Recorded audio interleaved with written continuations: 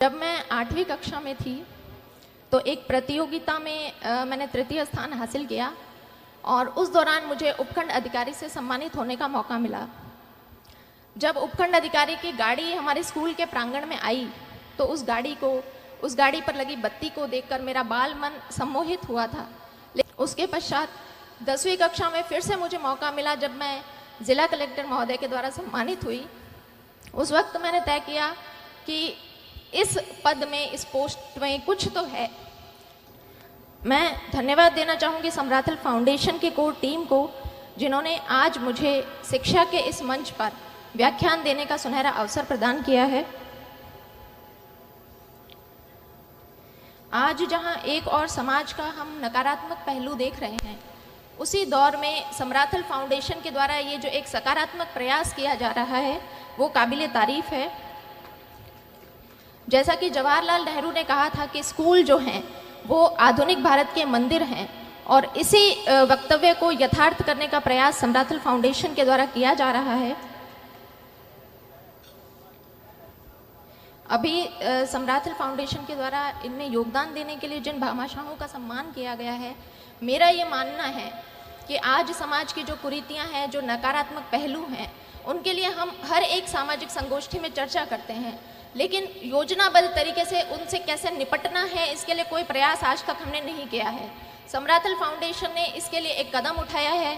धन्यवाद के पात्र वो भी हैं, सम्मान के पात्र वो भी हैं कि उन्होंने ये सोचने की हिम्मत दिखाई है।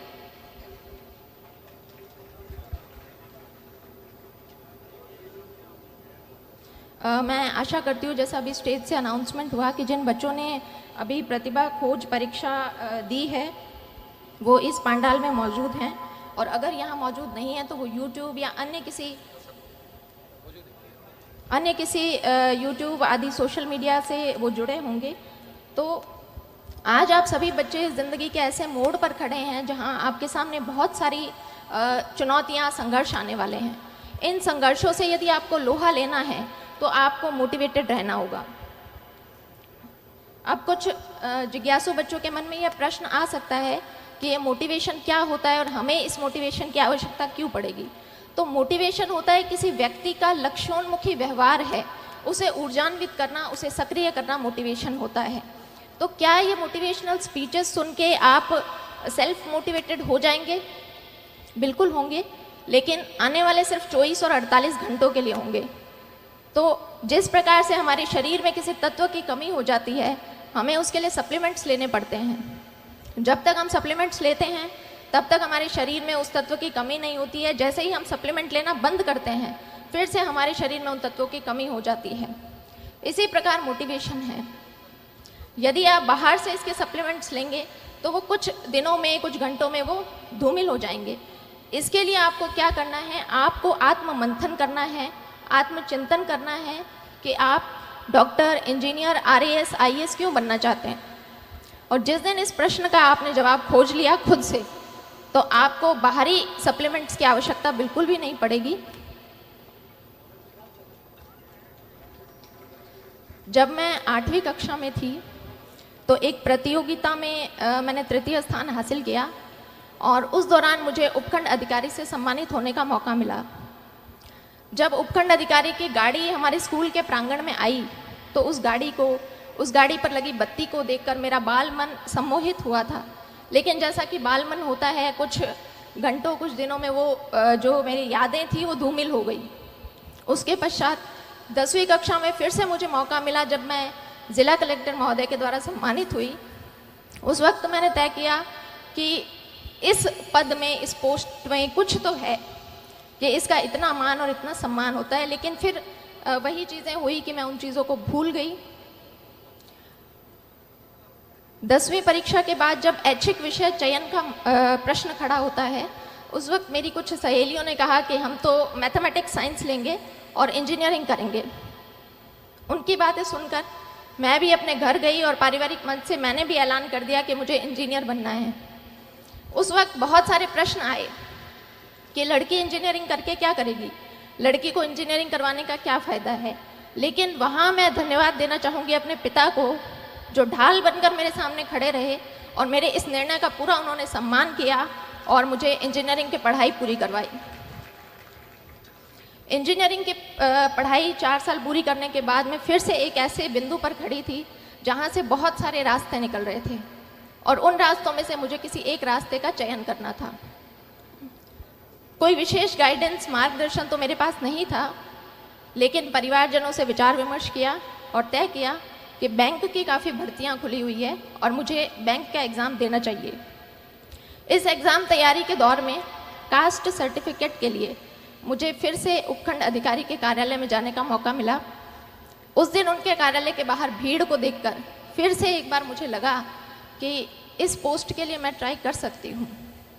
घर आकर मैंने दबी आवाज़ में अपने पिता से पूछा कि उपखंड अधिकारी बनने के लिए मुझे क्या करना होगा। और उस वक्त ये प्रश्न पूछते वक्त मेरे पिता की आंखों में जो चमक थी, वो चमक मेरे लिए मोटिवेशन बनी। बाद में पता चला कि मेरे पिताजी ने भी अपनी युवावस्था में इन परीक्षाओं की तैयारी की थी, लेकिन वो सफल नहीं हो पाए। तो मैंने तय कर लिया कि मुझे इस परीक्षा को देना है और इसमें सफल भी होना है। तो इसी तरह से आप भी अपना सेल्फ मोटिवेशन देखें, कौन सी ऐसी चीज़ है जो आपको अपनी जर्नी के दौरान मोटिवेटेड रख सकती है। मैंने आरएस 2013 की परीक्षा दी, उसमें मेरी 77वीं रैंक से चयन हुआ, लेकिन चूंकि आरएस के पद कम थे इसलिए मुझे राजस्थान लेखा सेवा अलॉट हुई। मैंने दोबारा प्रयास किया और 2016 में मुझे प्रॉपर आरएस मिला। तो आज जब ये बच्चे किसी परीक्षा की तैयारी करने के लिए आए हैं तो एक पैटर्न होता है कि हमारा एक समूह बनता है, हमारा एक ग्रुप बनता है। मैं आप सभी लोगों से अनुरोध करूंगी कि अपने उस ग्रुप का चयन बहुत सोच समझ कर करें। जब मैंने प्रारंभिक परीक्षा अपने घर से तैयारी करके पास की, मेंस के लिए मैं जयपुर गई। वहाँ पर शुरुआती दिनों में कुछ मेरे ऐसे दोस्त थे जिनका हर वक्त यही कहना होता था कि भर्ती तो सिर्फ 700 पदों पर निकली है, हमारा नंबर कहाँ आएगा। हमसे पहले भी बहुत से बच्चे हैं जो तैयारी कर रहे हैं, हमारा नंबर कहाँ आएगा। तो मैं भी उन शुरुआती दिनों में काफ़ी नेगेटिविटी से घिर गई थी।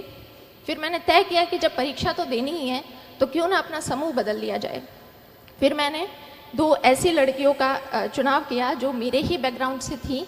हमारा बस एक ही डिस्कशन रहता था कि भर्ती तो सैकड़ों पदों पर निकली है, हमें तो सिर्फ एक पद चाहिए। और आज हम तीनों लड़कियां आरएस अधिकारी हैं और वो जो ग्रुप जो नेगेटिविटी की बातें करते थे वो आज भी आरएस की परीक्षा दे रहे हैं। इसलिए आप पॉजिटिविटी बनाकर रखें।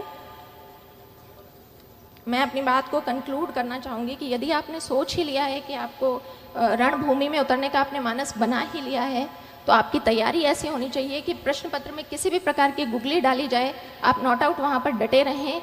4 बांस 24 गज अंगुल अष्ट प्रमाण, ता ऊपर सुल्तान है मत चूके चौहान। जय हिंद, जय भारत।